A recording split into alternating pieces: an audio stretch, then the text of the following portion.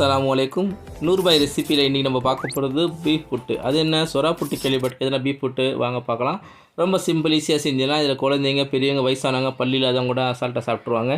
இதுக்காக நான் என்ன பண்ணியிருக்கேன், 1 கிலோ பீஃப் எடுத்திருக்கேன். போன்லெஸ்ஸு ஜவ்வுலாம் இல்லாமல் நல்லா க்யூபாக தொடக்கறியிலேருந்து வாங்கியிருக்கேன் 1 கிலோ. இதில் வந்து நான் 1 ஸ்பூன் மஞ்சள்தூள் போட்டுக்கிறேன். 1 ஸ்பூனில் அரை ஸ்பூன் மஞ்சள்தூள் போட்டுக்கோங்க. 1 ஸ்பூன் மிளகாத்தூள் போட்டுக்கோங்க.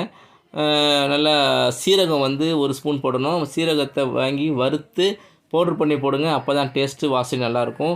ரெடிமேட் பவுட்ரு வாங்காதீங்க. 1 ஸ்பூன் மிளகுத்தூள் நல்லா தூளாகவே போட்டுக்கோங்க.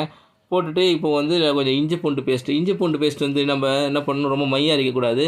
இஞ்சி பூண்டு எடுத்துக்கோங்க. எவ்வளோ எடுத்துக்கலான்னா ஒரு 25 கிராம் எடுத்து நல்லா நசுக்கிக்கோங்க.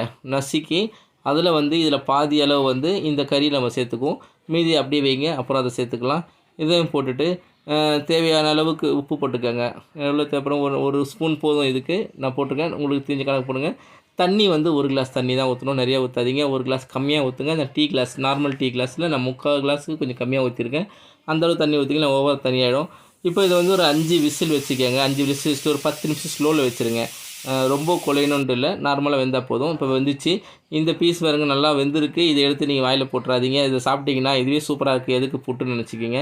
இப்போ ஒரு மிக்ஸி ஜாரில் வந்து நம்ம வேக வச்ச அந்த பீஃபை வந்து ஒரு மிக்ஸி ஜாரில் போட்டு ரொம்ப ஸ்பீடாக வைக்காமல் நார்மலாக கொஞ்சம் உடையிற அளவுக்கு இந்த மாதிரி உதிரி மாதிரி ஒரு 2 சுற்றுனாலே நல்லா உடஞ்சிரும். எடுத்துக்கோங்க. இப்போ நம்ம வந்து பீஃப் புட்டுக்கான பீஃப் ரெடி ஆகிடுச்சு. பாதி வேலை முடிஞ்சிச்சு. இன்னும் கொஞ்சம் தான் இருக்குது. பாருங்கள் எப்படி நல்லா தலைன்னு வந்திருக்கு. அப்படியே இது சாப்பிட்ற மாதிரி இருக்கும். இதுவே டேஸ்ட் நல்லாவே இருக்கும். இப்போ நம்ம என்ன பண்ணோம், ஒரு பேன் எடுத்துக்குவோம். அடுப்பத்தை வச்சுருவோம் வழக்கம் போல். அதில் ஒரு பேன் எடுத்து வச்சுக்குவோம். நான்ஸ்டிக் பேன் எடுத்துருக்கேன்னா அந்த பேனில் வந்து இப்போது ஒரு 3 ஸ்பூன் எண்ணெய் விட்டுக்கோங்க. கண்டிப்பாக எண்ணெய் வேணும். எண்ணெய் இல்லைன்னா ஒரு மாதிரி வறண்ட மாதிரி இருக்கும். கொஞ்சம் எண்ணெய் வேணும். ஏன்னா நம்ம பீஃபில் கொழுப்பு இல்லாமல் வாங்கியிருக்கோம். பீஸ் நல்லா அதில் கொழுப்பு இருக்காது. இப்போ நம்ம அந்த இஞ்சி பூண்டு பேஸ்ட் இடித்து வச்சோம்ல, மீதி அதை அதில் போட்டுக்குவோம். போட்டு நல்லா கொஞ்சம் சிவக்கிற அளவுக்கு வதக்கும். இஞ்சியோட ஸ்மெல்லும் பூண்டோட ஸ்மெல்லும் போகிற அளவுக்கு நல்லா வதக்கிக்கும்.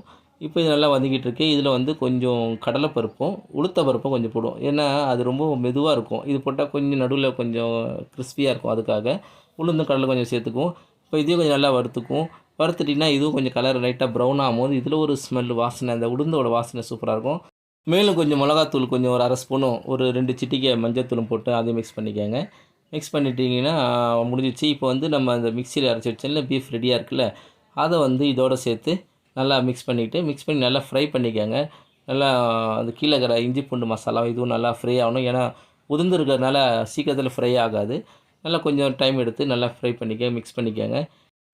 அடுத்தபடி நம்ம வந்து இப்போ 2 ஸ்பூன் சோம்பும் ஒரு 2 ஸ்பூன் மிளகு எடுத்துருக்கோம். சோம்பு கொஞ்சம் கடாயில் போட்டு வறுத்து எடுத்துக்கோங்க. எடுத்துகிட்டு சின்ன உரலில் போட்டு இடிச்சிக்கோங்க. மிக்சியில் தூள் பண்ணாதீங்க. ஒன்றும் பாதியமாக இடிச்சிட்டிங்கன்னா ரொம்ப நல்லாயிருக்கும். அப்போ தான் டேஸ்ட்டு நல்லாயிருக்கும். இதெல்லாம் முன்னாடி செஞ்சு வச்சுக்கோங்க. இப்போ நம்ம மிளகையும் சோம்புனா பெருஞ்சீரகம் 2ஐயும் நம்ம இடித்து வச்சிட்டோம். இப்போ நம்ம அந்த கடாயில் இருக்க அந்த பீஃப் புட்டில் இதை மிக்ஸ் பண்ணோம். ஃப்ளேம் ஸ்லோ வச்சுக்கோங்க. ரொம்ப ஸ்பீடாக வைக்கணுன்ட்டு இல்லை, ஸ்லோ பண்ணிக்கோங்க. ஆஃப் பண்ணிட்டாலும் பிரச்சனை இல்லை, ஏன்னா ஆல்ரெடி வறுத்தது தான்.